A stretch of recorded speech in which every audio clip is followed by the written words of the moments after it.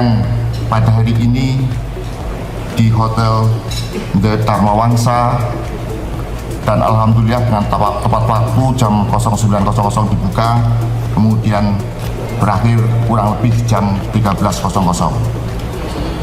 Kegiatan FGD ini dilaksanakan sebagai ikhtiar kita untuk menyamakan persepsi dan pemahaman mengenai pembuktian unsur merugikan perekonomian negara serta kemungkinan untuk membebankan pembayaran uang pengganti dalam rangka pemulihan dampak tindak pidana korupsi, termasuk kerugian perekonomian negara yang ditimbulkan. Tujuan yang hendak dicapai melalui penyelenggaraan FGD ini adalah sebagai sarana diskusi dan sharing session strategi pemberantasan tindak pidana korupsi di Indonesia, menampung pendapat dan masukan dalam rangka perumusan kebijakan dan strategi pemberantasan tindak pidana korupsi di Indonesia, khususnya melalui optimalisasi penggunaan instrumen pidana pembayaran uang pengganti guna pemulihan kerugian perekonomian negara.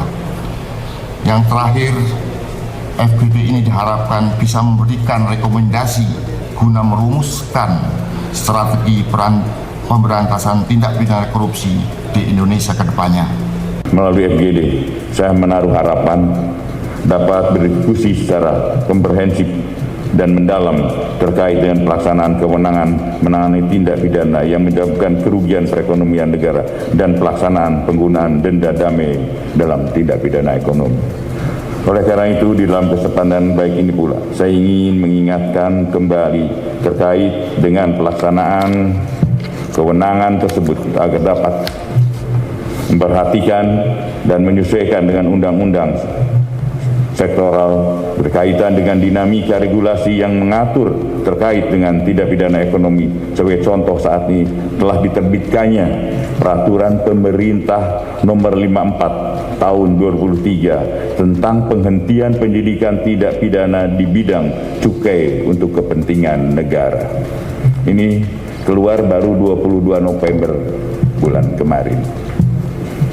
Hal ini menjadi penting dilaksanakan guna mengoptimalkan pelaksanaan tugas, fungsi dan kewenangan jaksa serta menghadirkan penegakan hukum yang harmoni guna mewujudkan tujuan penegakan hukum, pastian dalam pelaksanaan ketertiban hukum.